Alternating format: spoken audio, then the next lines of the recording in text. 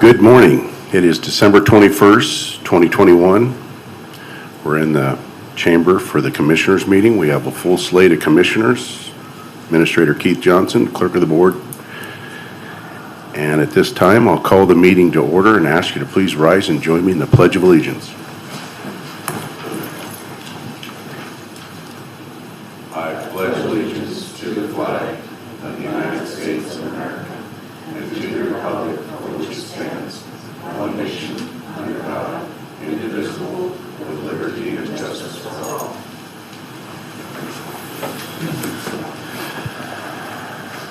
Okay, with that, we have 3 sets of minutes, September 21st, September 28th, and November 30th. Approval of minutes. Is there any changes, corrections? No. Okay, unanimously, they're all approved. With that, we'll move down to office business vouchers. Mr. Chairman, Yes. this is Sean Sant. I would request, if we could, an executive session prior to the discussion for redistricting. Just a short one. We do have outside counsel and Dr. Morrison available for that as well. How long do you think that executive session will take? Maybe 15 to 30, depending on questions from the board. Now, this is on the redistricting? Yes. Well, I call into question why we're not making any decisions today, just reviewing maps, correct? We are making a decision on maps today? Okay. All right. Well, then I guess I'll grant the executive session. Thank you. All right. With that, we'll move down to office business vouchers. We have one voucher today. I move for approval of fund expenditures in the total amount of $195,556.97 as presented, and note that it has been reviewed and signed by 2 representatives of the auditor's office and the county administrator. Second. There's been a motion and a second. All in favor, say aye. Aye. Aye. Is that the one and only? That is the one and only. Okay, then we'll move down to the 7 consent items.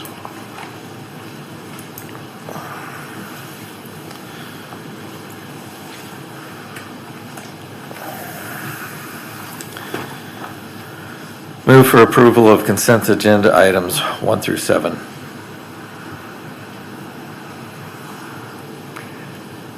Second with discussion on item 7. And I would like discussion on number 2. So with that, we have a motion and a second with discussion on items 2 and 7. On item number 2, Keith, we are talking about the approval of his legislative representative James Potts and Zach Kennedy contract for their reporting on what's going on over in our legislature. It's included in the 2022 county budget of $5,280. And I'm just asking the board, are we getting our just worth here? Because are we making any difference? I mean, they report to us what's going on over there. I don't know if we're getting our money's worth for what's going on with Zach and Potts. I just want other feelings. Rocky, you've experienced this, correct, already, Commissioner Mullen? Pardon me? They're reporting earlier this year? Yes, I have. And okay, I just want to make sure you had. just want to make sure that they're going to be in session to where we get reports. Yeah. So That's still up in the air about how much personal or in-person legislative session is going to be, whether they do more remote like they did last year, or if they're actually going to meet in person and allow the public to participate in person. And I should ask Keith to weigh in. Zach and Jim don't have any control over that, but Right. yeah, they are not a full-fledged lobbying effort on our behalf. We've never engaged them for that purpose, but a lot of it will depend on our ability to direct them as to where we want them to what meetings we want them to attend or what pieces of legislation we want them to particularly follow or speak to legislators on our behalf. And Keith, are they lobbying? I don't know how much lobbying they do. I'm really not familiar with their stable of clients and how much they're just a kind of an eyes and ears for different organizations, or if they're actually conducting lobbying efforts to try to get legislation steered into a particular direction. And in our Thursday meeting, you made mention of other counties. Can you inform all the commissioners of what's going on in other counties? I don't know many counties. I know Benton County does have a firm that they've hired. They spend a lot more money than we do. Having that firm represent them as a lobbying effort in Olympia. And they actually go and lobby Yeah, the representatives and the senators. yeah. So I'm just asking the other commissioners as to, are we getting our bang for the buck here on just reporting on what's going on, or do we want to step up the game and ask for people to try to influence our representation and our senators, like Benton County, or do we just want to continue on with just a report on what's going on? Mr. Chairman, I think it'd be in the board's interest to seek legal counsel on the limitations for us to spend public funds for lobbying efforts in the interest of moving the legislature, providing funding for activities where people meet with the legislature and collect information and express our concerns. I don't know the law myself. It may be perfectly lawful for us to do that. I'd want to ask the question first. And with respect to Mr. Potts' business, they represent a number of counties. I don't know how many, but at last count, I seem to recall it was something in the 7 to 10 range, but I can't verify it. That number is still good. I concur with the past comments of the board that the amount of time and service dedicated to Franklin County is limited, but would also note that at a total annual cost of something in the $5,000 or $6,000 range, it is an insignificant cost compared to what a licensed lobbyist is going to cost for us to engage. So in terms of return on value, I have seen Mr. Potts and Mr. Kennedy in the halls with the state legislature communicating concerns for counties, ours included. Whether we need a lobbyist or not, happy to have that discussion. Given the minimal cost, I think this is probably a reasonable return on investment, but it by no means is it full lobbying services. Thanks. So with that comment, I'd have to say then, if we look to our neighbor Benton County, obviously they're not breaking the law. They've looked into it, so I don't think there would be any need for a executive session for this, because we have already got that pretty well clearly laid out by Benton County and other counties in the state. So with that, the board. Yeah, Mr. Chairman, if I may, I wasn't suggesting we needed an executive session, just a simple question. The subtleties of language, whether it's a lobbyist or a county representative, sometimes can matter, but again, you make a good point. If Benton County's doing it and we model their language and process, I'm sure it'd be fine. I don't know the exact cost, but I know Benton County spends probably at least $25,000 on theirs, if not 50. I mean, it's exponentially larger than what we've been spending for this. Have you had any contact with Jared as far as their success in that? Not directly. I'm happy to do that, but I think for the time being, what Commissioner Peck said is probably accurate, that we're getting good value for the money that we're spending. The question would be, do we want to spend a lot more money to have more representation or more of an actual lobbying effort? I'm happy to converse with Benton County and get some of that information, but probably in the short term, it makes sense to continue with Potts and Kennedy. So if you would, please, get a hold of Jared McPherson and see what they think they've had in success with what they've got compared to what we're getting. I'd entertain that, and at this point in time, I'd say carry on, but be willing to make a change if we can make a difference. So with that, we'll move on to item 7. Consent agenda, item 7. I noticed that item 7 doesn't call for action. And the consent agenda by its nature is seeking consent from the board for requested activity or action. This is, as I read it, information only. We have information from 2 different engineers. One says additional work is needed, the other says it's just fine as it is. And I believe this should be a separate discussion where the board makes a choice between which of these engineering opinions we wish to follow. But there's no action here. This is not a consent item properly. If we vote for it in the consent agenda, I'm not sure what we're voting for other than we received a document. And I think the board's intending more than that. Well, the way I read it, Commissioner Peck, is that it says nothing needs to be done, and my question on this item is that it was agreed by 2 commissioners to get a second opinion, but CKJT was only brought in by 1 commissioner, asked for this engineering out of Seattle to come in and make this assessment, and that cost us $1,800. Harms came in local, and it was $700. So I'm wondering how we ever got into CKJT without the consent of the Board of Commissioners. Well, that's a good question. As a commissioner, I'm free to make recommendations for what I think we ought to do. I certainly didn't engage CJKT, if that's what you're suggesting. Who did? I don't know. Tell me. I could probably respond to that. Jennifer Wagner is here. We have a longstanding contract with CJKT, and so you may want to respond to that, Jennifer.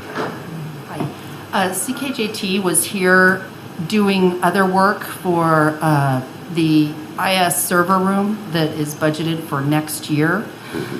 While they were on site, I asked them if they wouldn't mind looking at the doorway under the suggestion. And so they did do that. Under the suggestion of who? Keith Johnson. Okay. Who was my supervisor. Okay. And so we did do that. It was one of those things where he was here. I thought it would be a great idea if he came and looked at it while he was on site for another project. Okay. He did do that, and then on the recommendation of the board, we got a second opinion, and I called Tri-City Engineering, who was unable to do the job. They suggested Harms, who was able to come in, and they came and looked at it and suggested that we open up the wall so that they could get a better look of the concrete and everything, which we did do. They came a second time, and then they wrote the letter, and which I proposed before the board. Okay.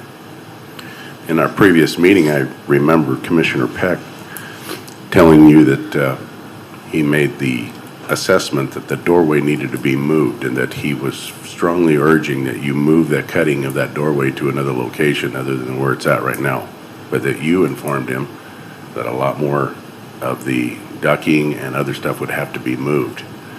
So this is why I was bringing up this situation, is because it sounded to me like Commissioner Peck was heavily engaged in getting CKJ, whatever. No. Okay. No, that was, he just wanted an engineering opinion on the doorway, and that was my choice to get CKJT in here. So right now, we're at a standstill. We have 2 engineering firms. One says it's fine, and the other one says we need to... We have a suggestion of, yes. A suggestion. Which a heavy means suggestion of doing a support, yes. of doing it reinforcement. Yes. So do we need to get a third opinion then? That is up to the board. Because I know a professional engineer over in Richland that I had called that we could surely bring in local that would be a whole lot cheaper than this Seattle engineering firm. So what is the consent of the board? So, Mr. Chairman, I would point out this item is on the consent agenda, so I would ask the motioner for the consent agenda, which is Commissioner Mullen, if he would amend his motion to exclude item 7 so that we might then take it up as a separate discussion and settle this right now with the simple decision of the board. Something we can't do because we've already included it in the consent motion. So if he would be willing to amend his motion, or to make it more simple, I move to amend the consent motion to exclude item 7 so that we can have a separate discussion. And I'll second that. There's been an amendment to move item 7 for separate discussion and been amended. So with that, on the amendment, all in favor say aye. Aye. Aye. Aye. So with that, on the motion to approve items 1 through 6, is there any further discussion? Hearing none, all in favor say aye. Aye. Aye. Aye. Okay, with that, items, which is now a item of its own, the Harms Engineering Letter discussion. So, Mr. Chairman, as the maker of the motion, I would simply say that I'm not an engineer. I do stand by what I said some time ago, that I thought it was wise to get an engineer's appraisal when we're cutting through what is clearly a structural wall in the basement of the courthouse. I did not make suggestions about where it should be or how it should be, just that we ought to get a professional opinion on it. We now find ourselves with one opinion that says it should be reinforced, and one says that it doesn't need anything, and it seems to me that it's simply at this point a question of risk mitigation for the county. If we go with the former and we reinforce it and something should happen, we've done everything that we've been advised by professionals to do. If we don't reinforce it and we go with the second opinion, and something happens, we're maybe not in quite as good a position to defend ourselves because we have an engineer's recommendation to reinforce it. At the same time, Harms Engineering is a long-standing firm with a great reputation, and I know the individual who signed the letter, and I am certainly by no means questioning the capabilities or integrity of either of the two opinions. So I'm interested in hearing what the will of the board is, and we can move forward. After reading the engineering letter from Harms, I am totally confident in their assessment, and if the other two commissioners want to get a third opinion that's maybe local, I'm fine with that, but Harms has been in business here in the Tri-Cities locally for as long as I can remember, and they're very reputable, and I'm satisfied with their recommendation. As I am satisfied with Harms' recommendation.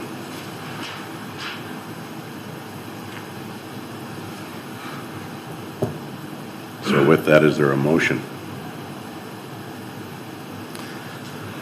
I'll make the motion that we accept Harms' engineering recommendation and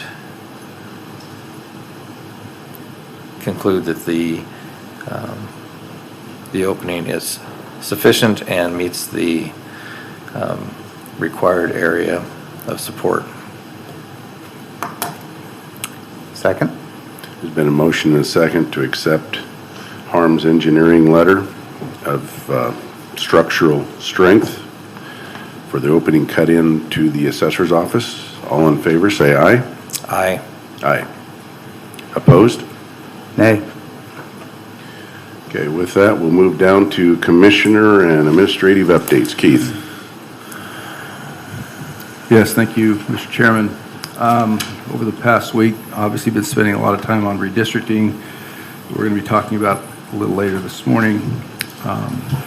Participated in a very lengthy discussion last week with the Consolidated Tribes, the Umatillas, with Representative Newhouse and the Shoreline Reconveyance Work Group that's been meeting to work towards a interlocal agreement with the tribe regarding our need to protect treaty rights and make sure that we have a documented working relationship with the tribe. So that is going to be developed over the next few weeks and months. It's not something that's going to happen right away, but we are continuing that discussion with the tribes.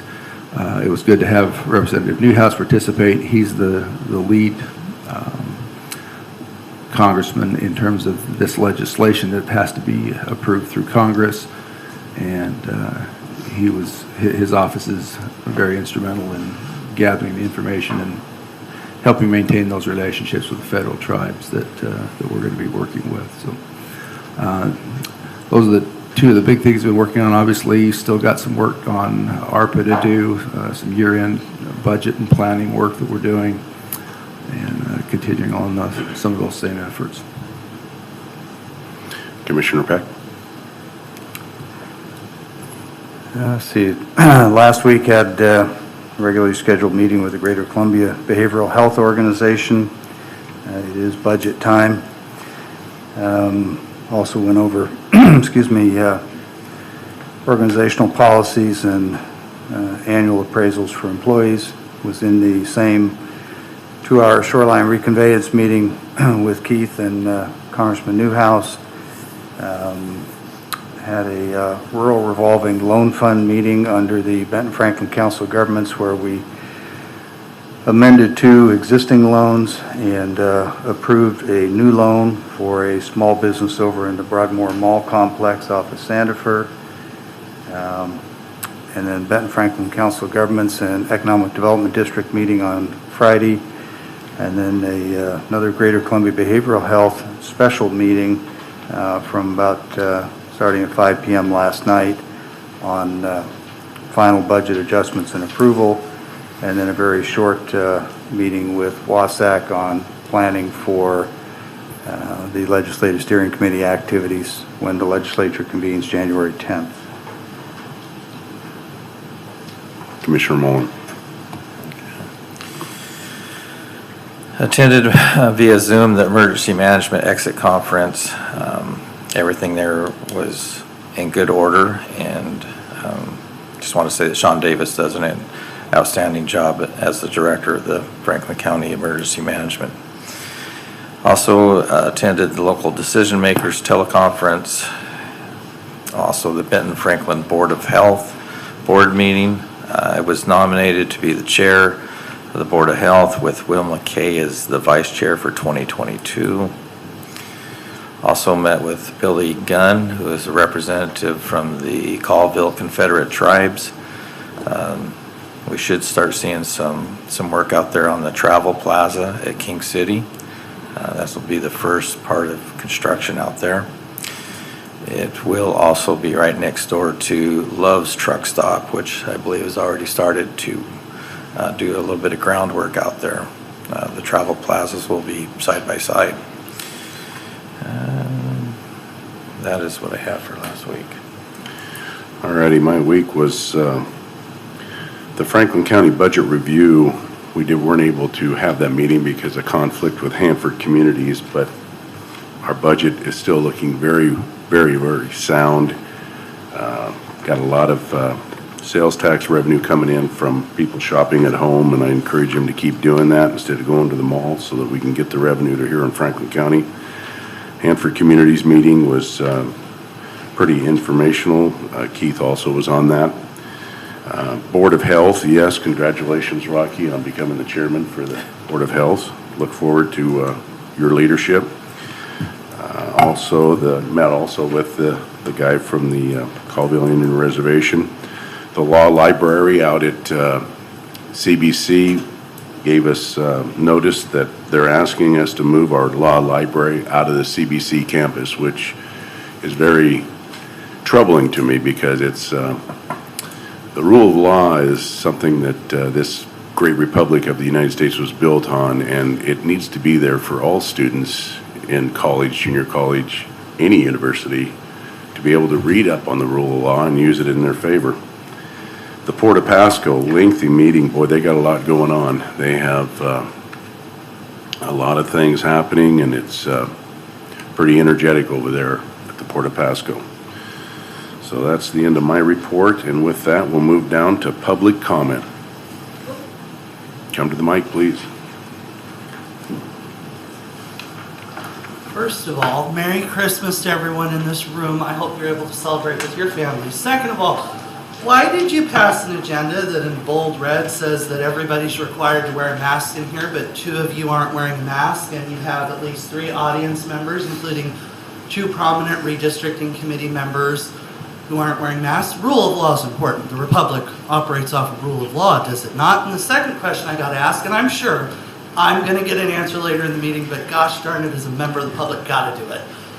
How do you figure that the redistricting commission you created is in any way legitimate when they haven't been advertising their regular public meetings? I don't know when they took a vote on the maps that they've sent your way. I don't have anything to do with that. Don't know anything about it. Looked for it, could not find it. How do you figure, even if by some miracle you made it past the OPMA, this actually works? 2 of you ran in respective election years saying you were going to clean up and make this commission more accountable, that you were going to make it more transparent. You accused one person on here in your campaigns of being, what was it, a Machiavellian boss. I held a crucifix up to his forehead, it didn't burn. Still trying to figure that one out. And yet you've managed to exceed anything I've ever seen, and I've lived here for 30 years. So over 30 years, how do you figure any of what you're doing actually works?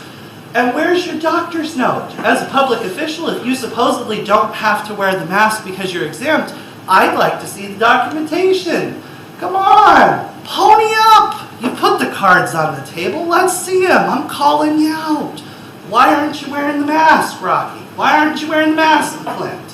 Why aren't we enforcing the rules? How is this meeting legally legitimate if we are breaking rules that we have had meetings disrupted in the past? How is any of this working? How does our county appear like anything other than a Fox News punchline at this point? Please, I'd love to hear an answer as this meeting progresses. I know you won't give me one now, and I can see you giggling, Mr. Chair. I'm glad I could get a laugh. Merry Christmas, bud. Merry Christmas to you. I gotta put this thing back on. I hate this. Please do. Is there anybody else for public comment? I do have one caller. Okay.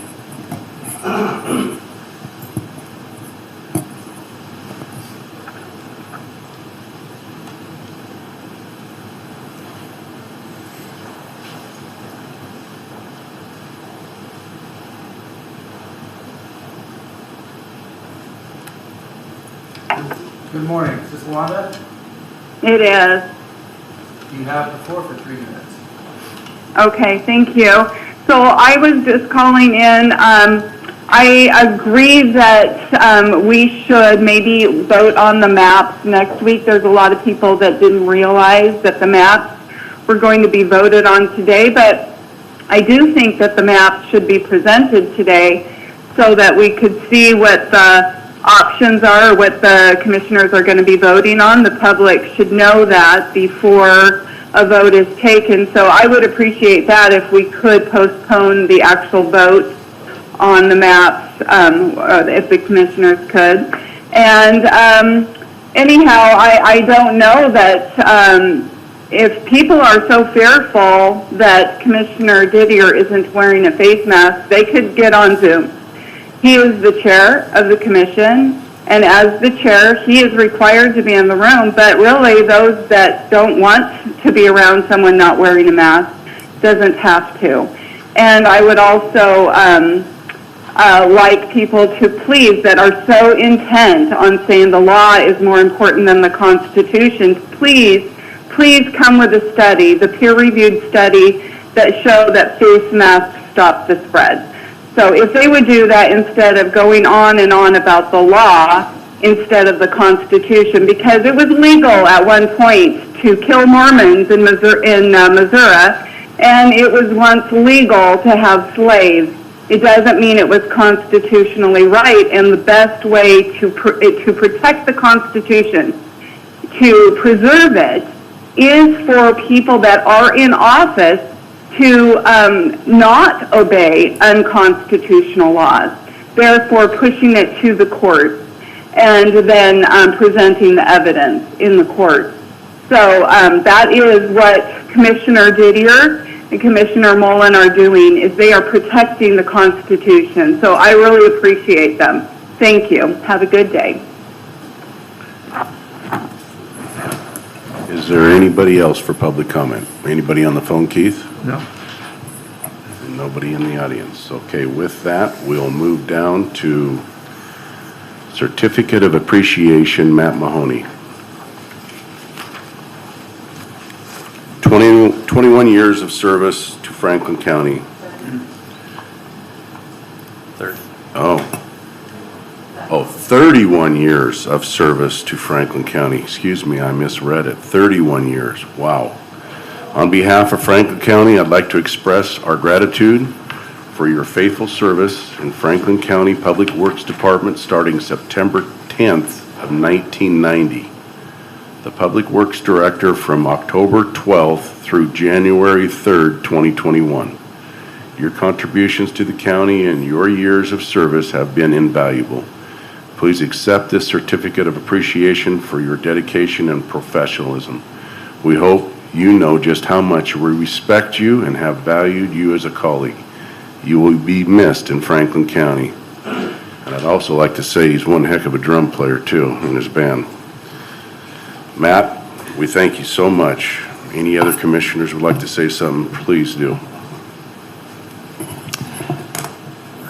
31 years is a long time to be at one position, and I hate to see Matt leave.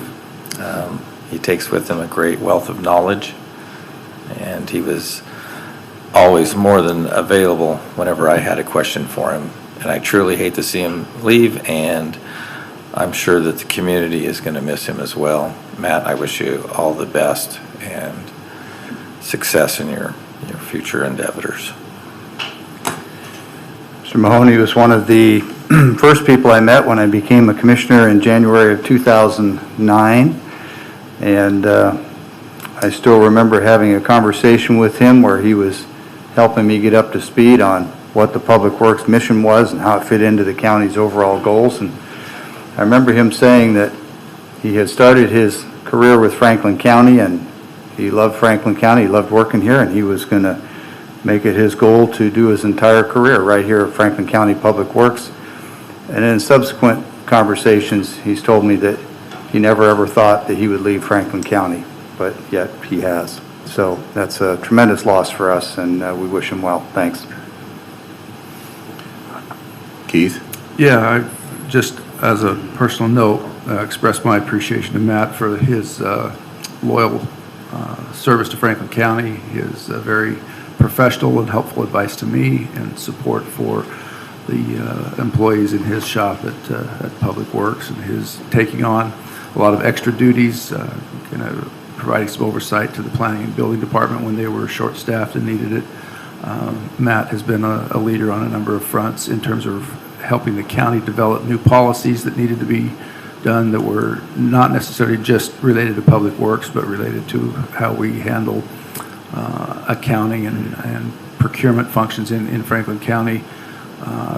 Franklin County a number of years ago, before my time, but many will remember that there was a significant fraud situation going on, and Matt was highly instrumental in getting that problem resolved, getting Public Works back on its feet, and moving it forward to the professional group that we have today. So, Matt, thank you for all of your work.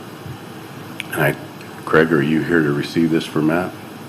I just came to support him, but I'm happy to thank you for this. Yeah, I don't see Matt here, but Matt, thank you for your service. Oh, I will, it's not only my boss, it's my friend.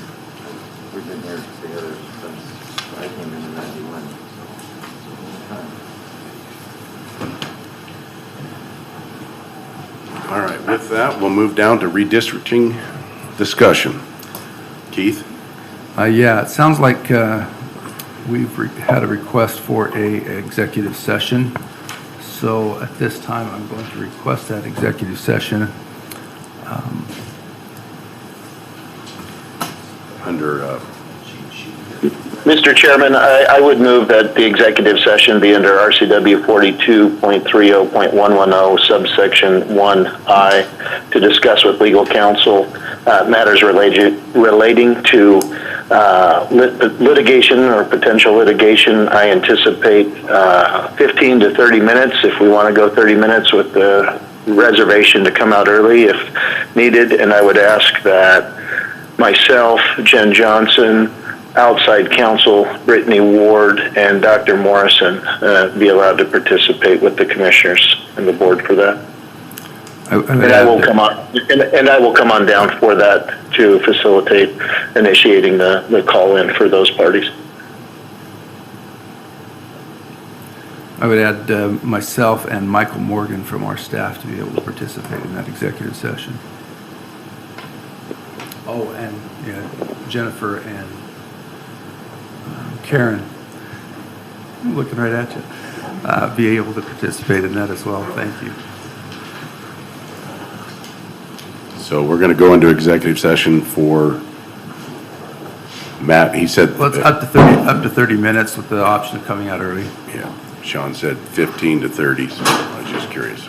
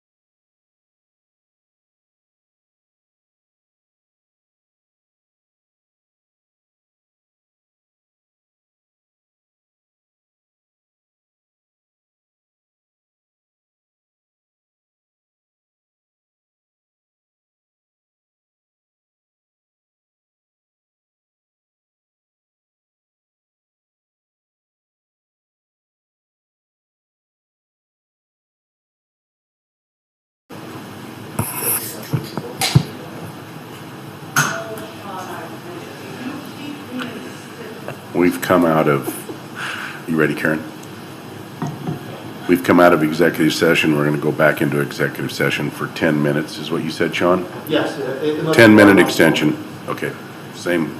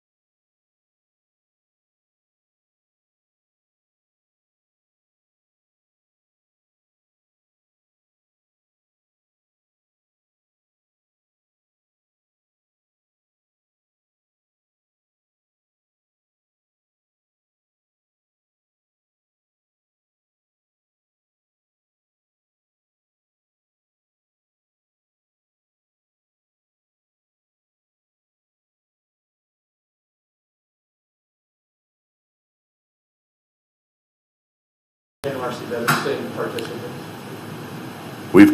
We've come out of executive session. We're going to go for an extension of 10 minutes, same RCWs.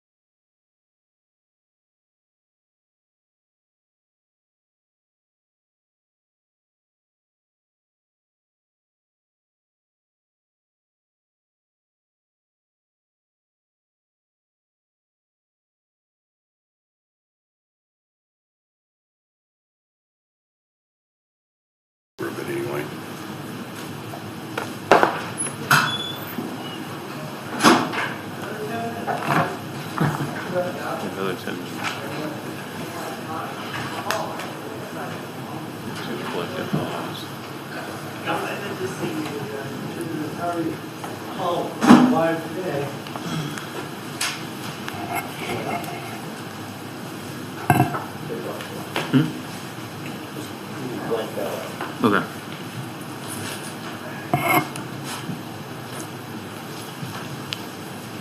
So with that, Keith, would you like to call the committee up for discussion? Yes, give me just a moment if you could.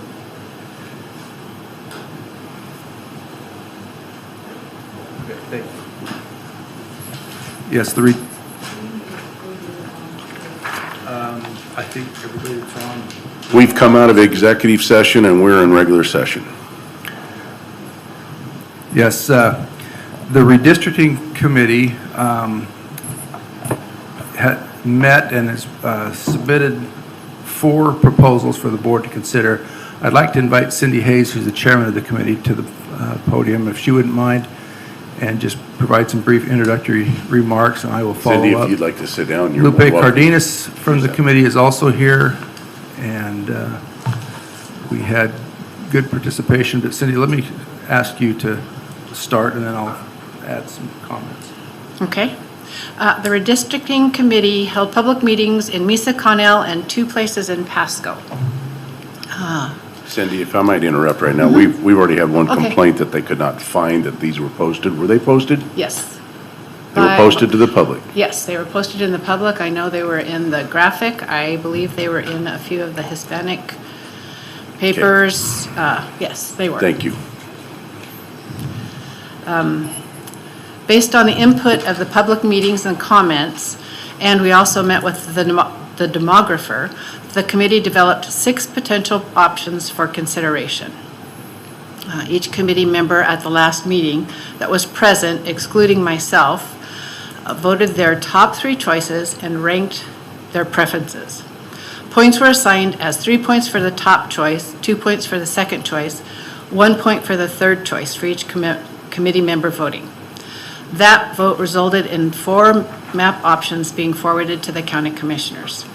Option 3 received 10 points, option 1 received 6 points, options 4 and 6 each received 5 points, so those were the only ones that we forwarded.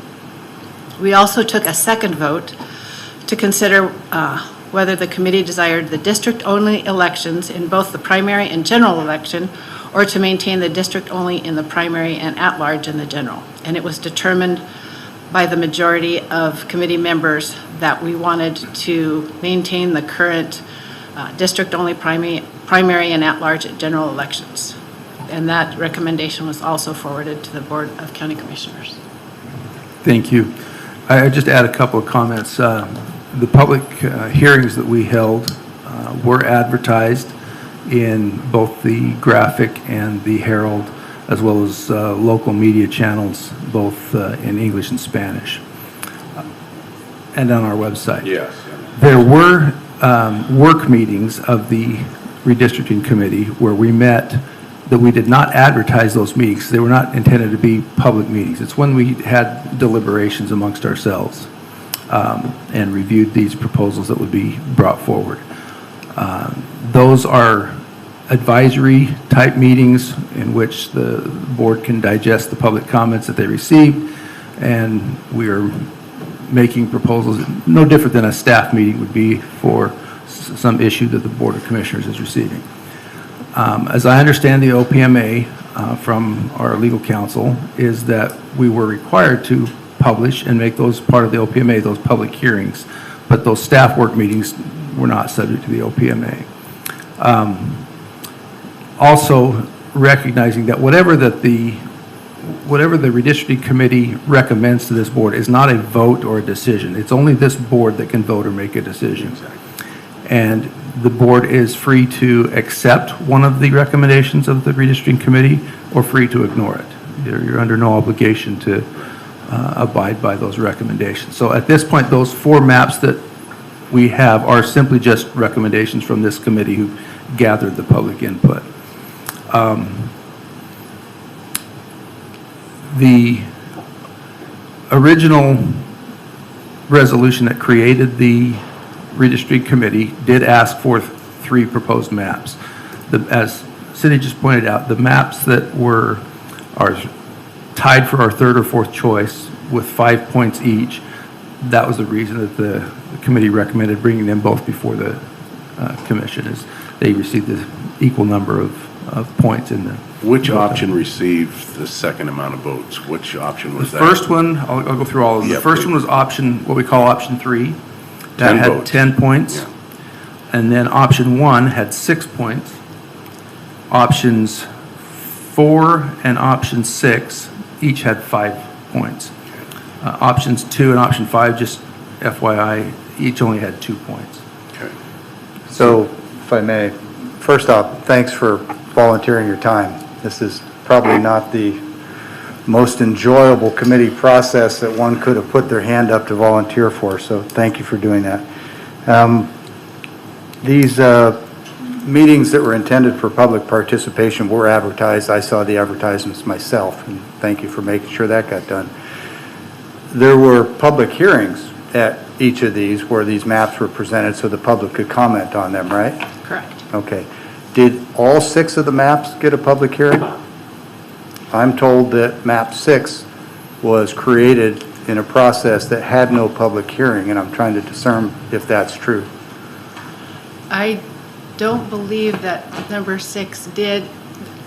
The majority of them are all conglomerations of maps. So to place them all together, that's what we thought we did because the public hearing would come with the commissioners. It was not my understanding of this process was that we were holding public comment and that the hearings for the final decisions would be based out of the commissioner's response. Okay, well, that's fair. Let me change my language and say the maps that were prepared by the committee were presented in public meetings that were advertised, and the public had opportunity to comment on those proposals. But I'm told, and I'm trying to find out if this is accurate, that of the 6, maps 1 through 5 were presented to the public for comment, but map 6 was not. That is correct as far Okay. as I remember. Yeah, okay. if I may add just a little color to that. Map 6 is more or less a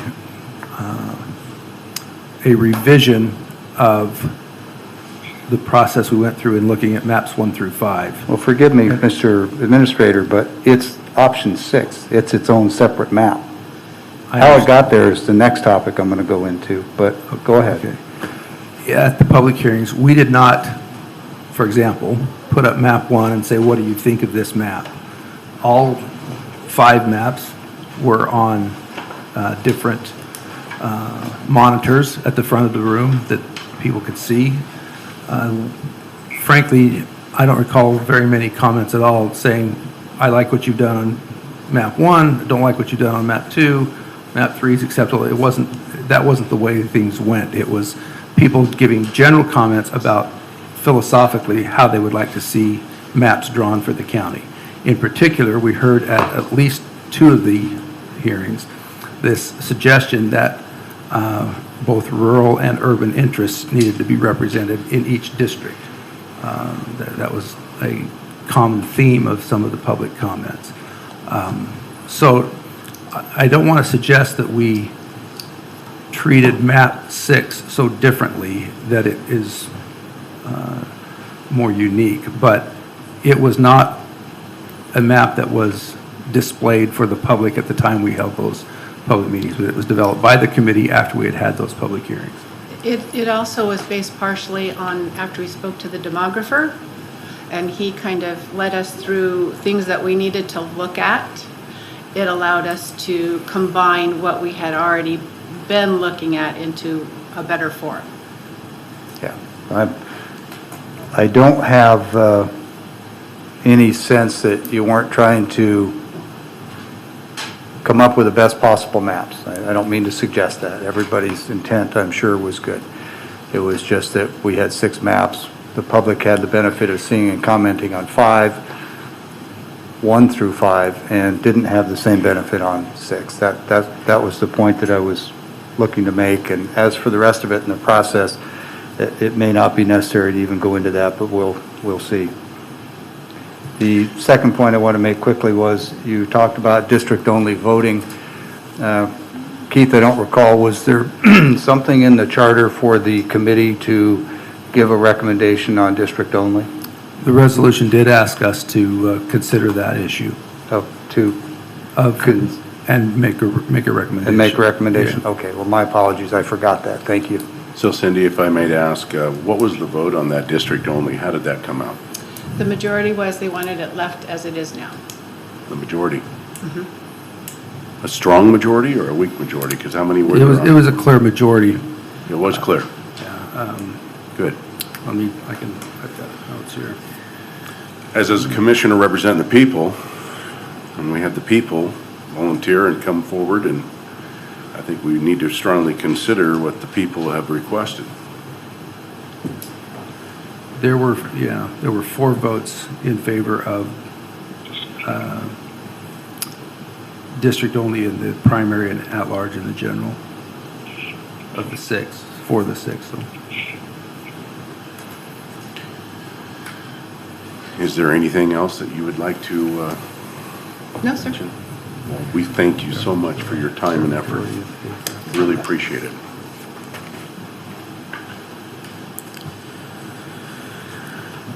So with that, what is the will of the board? Do we want to pick a map today, or do we want to wait until next week to do some more? Because this is the first time I've really got to look at these besides on my iPhone, and it was not this elaborate. I'd like a little bit more time myself. I think we should have more time. And that'll clearly be before December 31st. I don't have the expertise of Dr. Morrison or our legal counsel, but I have invested a considerable amount of time in studying the state statutes, the Washington VRA, and the federal statutes, and few, if any, of these maps are compliant.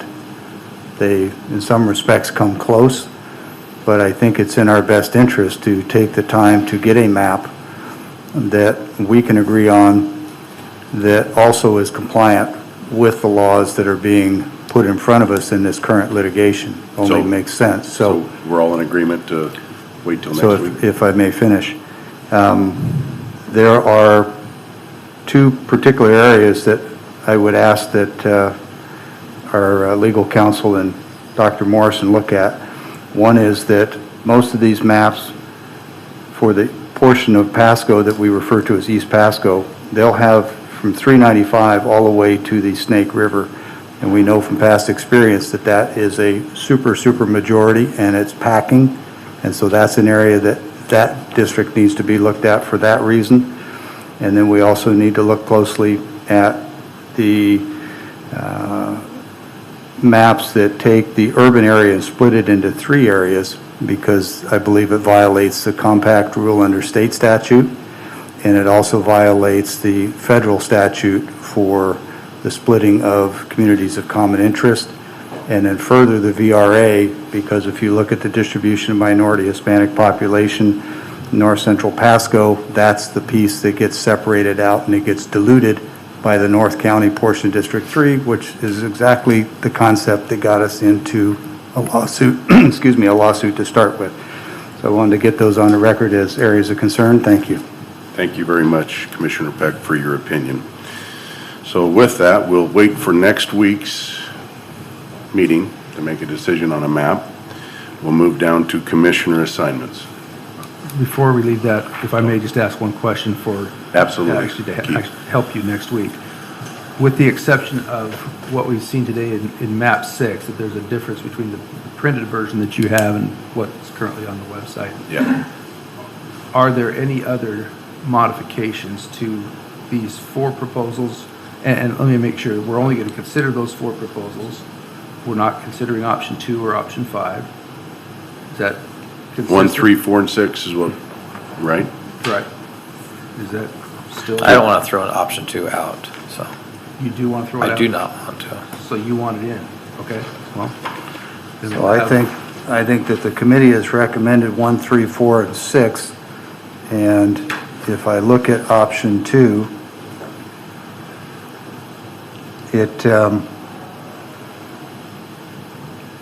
it is,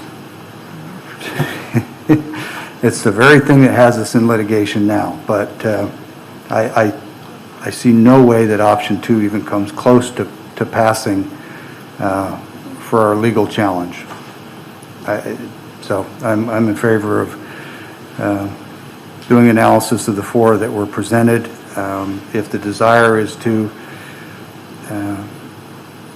keep Commissioner Mullen in his district, I certainly support adjustments to maps to make that possible, as I don't think it's necessary to displace any commissioner from their district in this process. Thanks.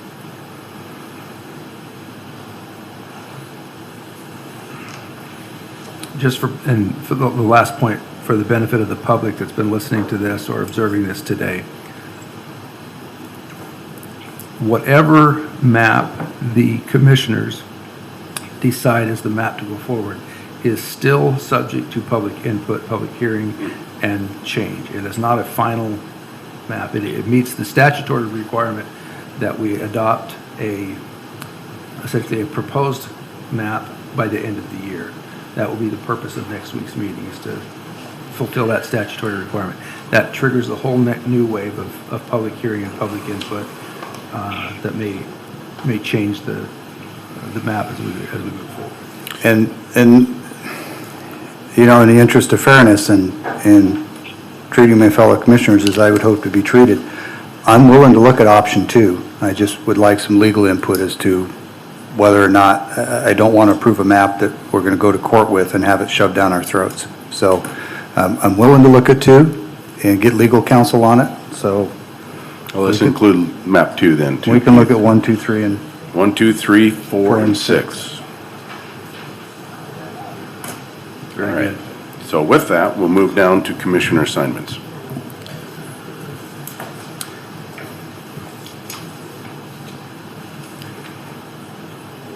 I believe the clerk provided to each of you a potential resolution 2021-307, which would make the board and organizational appointments for 2022.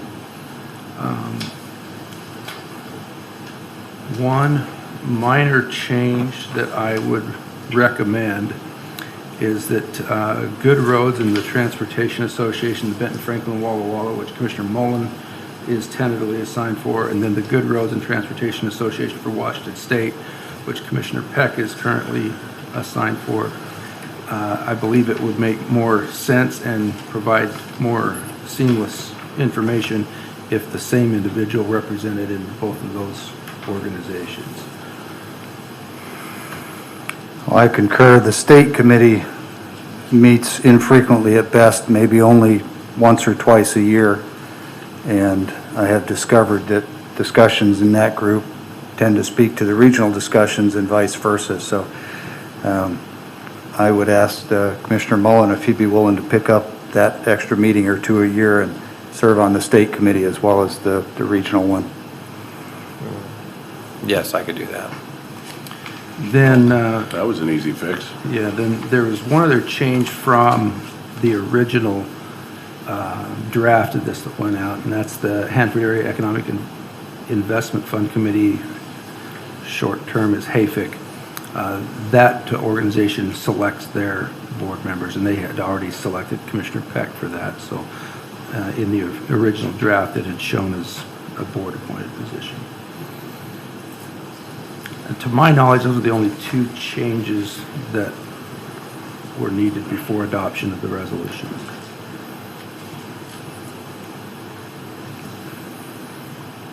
So lacking any formal process, maybe we can just weigh in and share our individual thoughts and work our way through this. I'm aware of Commissioner Didier's strong interest in all things agriculture and water. I have been elected by the Columbia Basin Development League Board to serve another term. However, I candidly think that because Commissioner Didier is on the Columbia River Policy Advisory Group, that might be another one that is best combined. And if you are interested in doing that, that's great. If you're not, I'll continue to serve. In any case, if you want to, it would be necessary for you to reach out to the Columbia Basin Development League and get their concurrence, but it certainly fits more in the ballpark of a lifelong ag person than it does me. So with that, I would like to reach out to them first to make sure that they are in concurrence, because I wouldn't want to be stepping into somewhere that they've already elected Commissioner Peck and create any tension. And with a meeting next week, I would still be the chair of the board. Do we need to establish the chair, the pro term, and the board member today, or do we wait next week? You should do it before the end of the year. And next week would be the 28th. Yeah, since we are going to meet next week, you could do it then, or? And that would give me time to call the Columbia Basin Developmental League and make sure that that would work. Or we could simply agree that I'll continue to serve, you make the call, and if they say yes, then Okay. we just change it. Sounds It good. doesn't require a vote. But I've served on it for more than a year and tried to be a good contributor, but many of the topics would be better served by somebody who knows more about ag.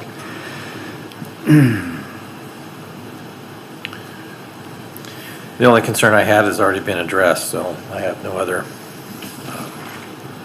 recommendations. Which concern was that? The Hanford Area Economic Investment Fund, which you are, I believe, chairing it now, is that correct? No, I've been appointed to it along with a few other things lately, which is part of why I'm sharing the love here, because I got plenty on my plate. I do want to highlight that the Benton Franklin Board of Health under state or Senate, I think it was 1152 was the statute that passed the legislature last year, is going to require health boards to shift and include non-elected local representatives equal to or greater in number than the number of elected officials. So currently we have 6 county commissioners on the Benton Franklin Board of Health, all 3 of us, of course, and the 3 from Benton County. There's some discussion about possibly reducing that to 4 commissioners. It by law can't go to 2 because you don't have a way to split a tie vote in one county. But I wanted to put some daylight on that. For now, all 3 of us are on the Board of Health, but as you take over the Board of Health next year, that's going to be one of the questions, and I think they're going to propose that we go to a 4-member and one of us will drop off. Wanted people to see that coming so it wasn't a surprise. And I've got some that are not on this sheet that are state appointments. Well, maybe not. I do see that, let me just make sure. No, County Road Administration Board is on here, and Wasatch Legislative Steering Committee is on. I'm just picking that up as the Eastern Washington Chair, so it's really the same function, just more time. Okay.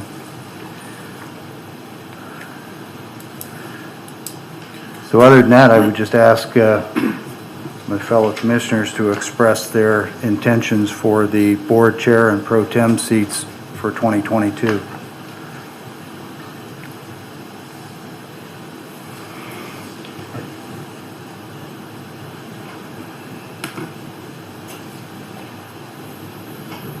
This is what we're going to decide next week, is that correct? Yes. The board. We got a meeting next week. We'll decide it next week. I'll still be the chairman. Okay. So I thought we had it on our agenda to do committee assignments. We just did. They're all staying the same except for the few changes we made. Well, the chair position and the pro chair, they're committee assignments too. Decided next week. So we're not The going to last approve meeting this of the- list till next week? Not going to approve it till next week, so I can reach out Okay, to fair the enough. Columbia Basin Developmental No, League. that's fine. And That's we'll fine. decide next week. All right.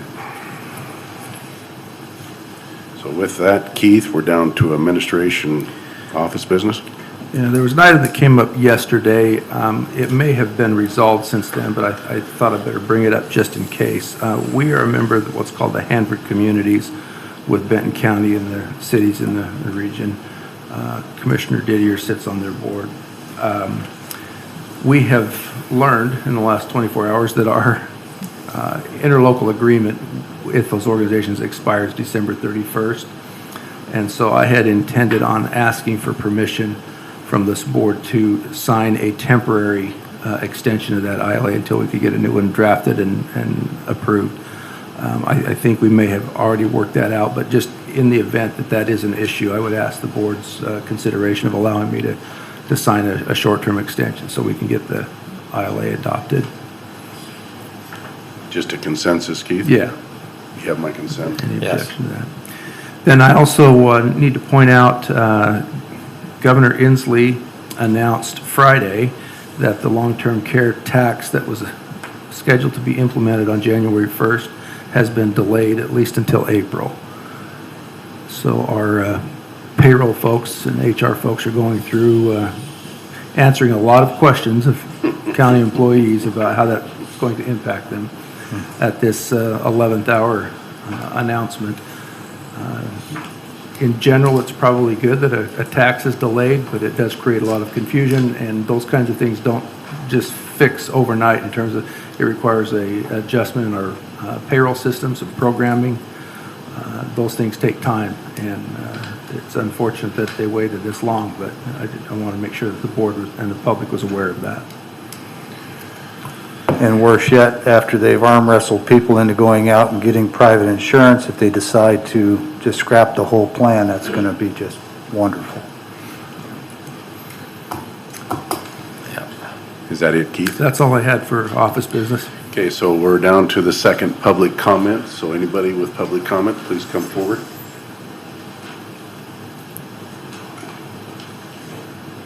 Thanks for yielding. Oh, I'll be up in a minute. Mine's more a form of a question. So I listened to a map, number 5 map. My question is who created the number 5 map? Was it you all, prosecutor, or was it the board that created the number 5? There's the committee. And number 5 has gotten thrown out, is that my understanding? No, none I of heard you it. talk about 6, I just... There was, if I may, Go ahead. so can I respond? Please. Just to clarify, the committee brought 6 maps in front of the committee for consideration. They decided to recommend to the Board of Commissioners 4 of those maps. And so today, an additional map was asked to be considered. So there will be 5 maps that will be considered at next week's meeting. Does that clarify that? It does. Okay, thank you.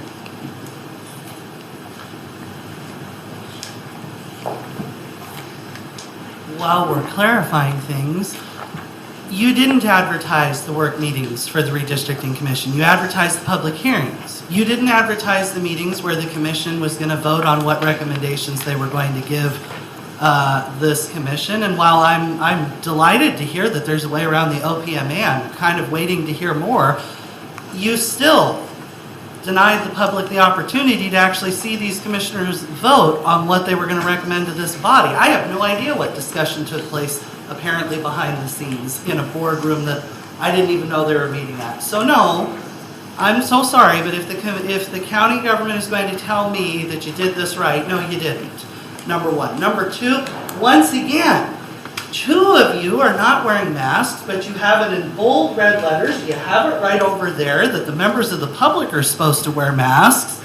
You have 2 people, no, excuse me, 3, 2 of them on your redistricting commission in the audience that again are not wearing masks.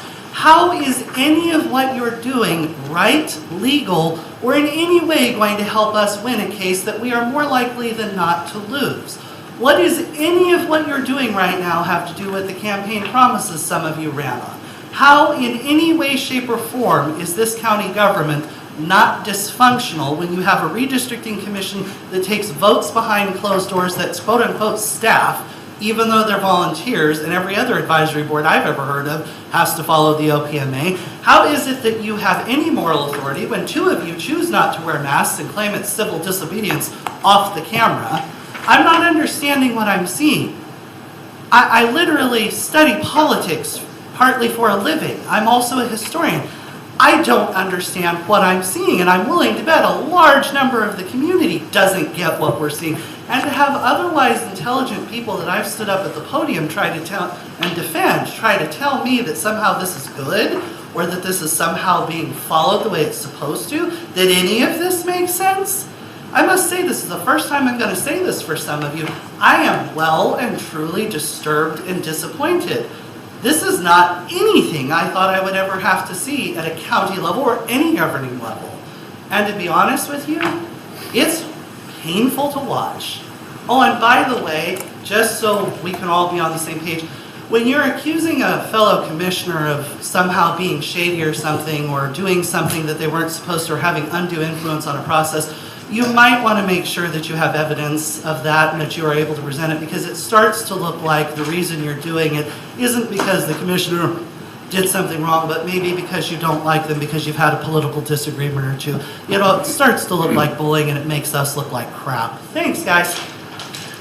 Keith, will you address the workshops, please? Yes. Clarify it again for Once him. I don't again, think he's listening. Thought I made it clear, but I'll certainly try. Please try. Again. The public process was open and transparent, and the public was invited to participate in looking at these maps and providing some input, with the possible one exception of map option 6 that did not get vetted in a public forum per se.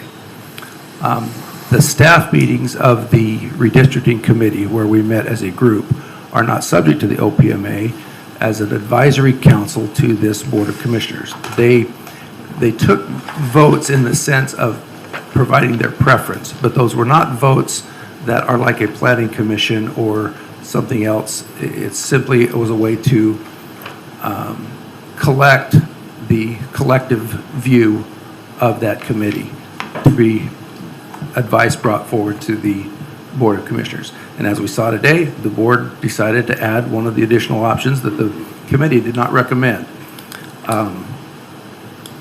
There was a Supreme Court case in 2015, I do not have the specific site for it, but I can get it, that held that advisory committees are not subject to the OPMA, and that is the rule that we followed in this instance. That's the best I can clarify. So why we didn't the fact we didn't advertise those work sessions, I don't believe violates either the spirit or the letter of the OPMA.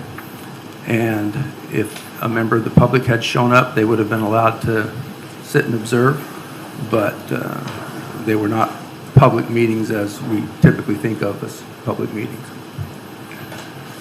It'd be no different than asking a member of the public to attend one of my staff meetings. Is there any other public comment?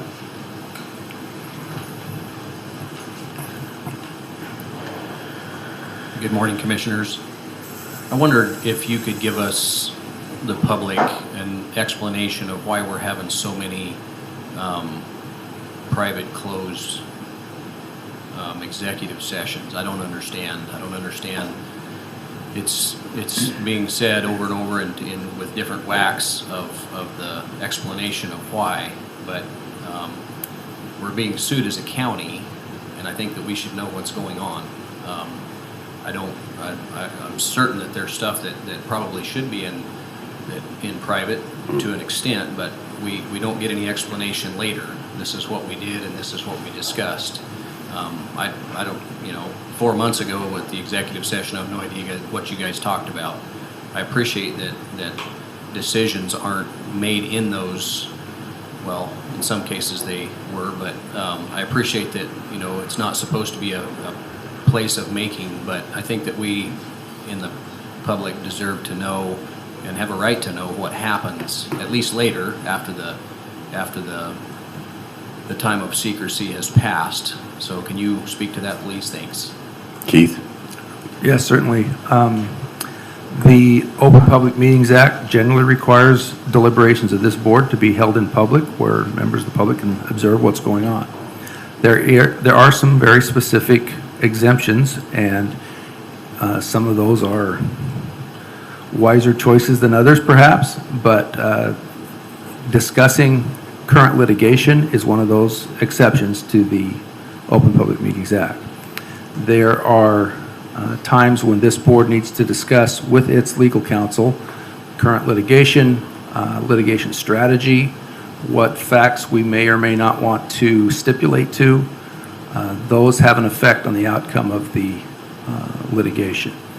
And while I believe this board exercises every possible opportunity to be transparent and conduct their business in the public, there are some legitimate exceptions that need to be followed, and that is to protect the county's interests for litigation in this particular case. We are represented by legal counsel both from the county prosecuting attorney's office as well as, in this instance, outside legal counsel. They are well aware that failure to follow the specific statutory exceptions to the OPMA put the county in jeopardy, potentially puts their personal legal licenses in jeopardy. So they are very strict about how they follow those exceptions. The exceptions to the OPMA are in fact a legislative decision. It's not a decision that this board makes. If there are improvements that need to be made to it, then that's a process that we need to go through legislation for. But generally speaking, I think we've been pretty rigid about staying only within those allowed exceptions. Thank you for that explanation. I think it would be helpful if when you went into executive session, perhaps to explain what it is in reference to, not just saying it's a legal matter and a lawsuit against the county, but maybe to explain this is in reference to the lawsuit that the county is facing from whatever the scenario is, perhaps something like that to give an idea of what it is. Just to have an executive session that we need to go and talk behind the door with the door closed is it's not a very transparent and public way of giving explanation. Thank you. Is there anybody else for public comment?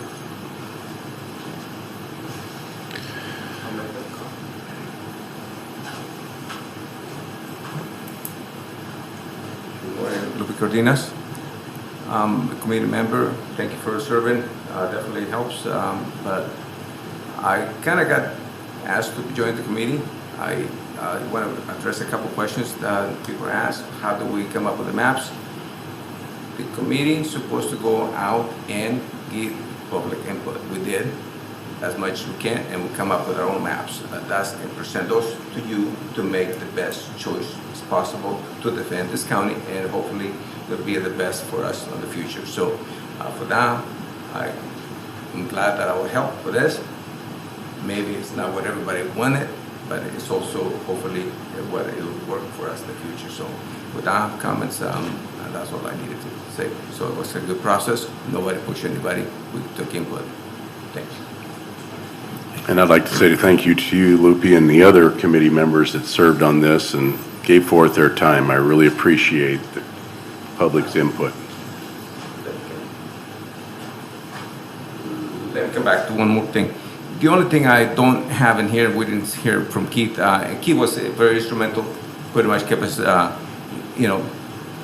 in line, keep going. The only thing for me, I do not know what Christina's vote was, so I'm missing one vote here to make your decision easier to weigh that decision. Christina's vote, she was in the committee, and so that's missing from that. So that could weigh those options a little better. Whether it's option 1 or whatever somebody's suggestion, the one or 6 or 5 or whatever it is, you guys get to choose. Which one's going to win? Some of those have heavily 68%. Some of them 87% are Hispanic. So however you want it, pack it, crack it, whatever you want to do. Thank you. Thank you. Is there anybody else for public comment? With that, as chairman of the Franklin County Commissioners, I would like to say, wish everyone out there a Merry Christmas. And remember the reason for the season, the birth of our Savior Jesus Christ. And that this is when light wins over darkness. the 25th of December. It's when the light changes and the days start getting longer. So with that, is there any other comment from the commissioners for the good of the county? I'll just wish everybody a Merry Christmas. With that, we are adjourned.